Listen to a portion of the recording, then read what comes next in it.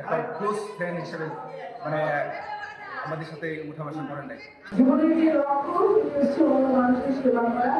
সেটি ডাক্তার হতে পারবেন, শিক্ষক হতে পারবেন, যে কোনো পেশায় গিয়ে করতে পারবেন। সেজন্য একটা মানবিক মানুষ হবেন, মানবিক মর্যাদা দেখবেন।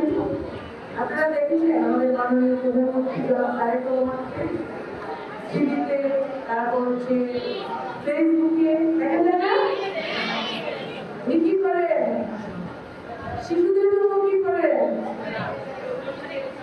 হ্যাঁ, একটা নতুন করে চালু করেছেন আবার, নতুন করে সবাই জয়েন করছে।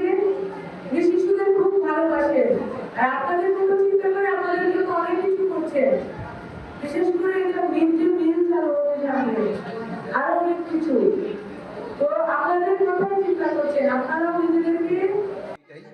আজ পর্যন্ত আমাদের এলাকায় কোনো নেতা, আমাদের সরকার আমাদের কোনো নেতা বা কোনো এমপি আমাদের একটা ক্লোজ ফ্রেন্ড হিসেবে মানে আমাদের সাথে উঠা বসা করেন নাই।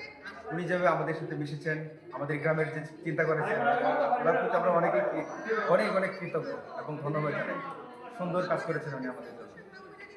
বিশেষ করে অনেক বছর আমরা এখানে গেছিলাম, ওনার মাধ্যমে আমরা যাই হোক এটা পাইলাম। ওনার পক্ষ থেকে, আদিবাসীর পক্ষ থেকে ওনাকে ধন্যবাদ, শুভেচ্ছা জানাই।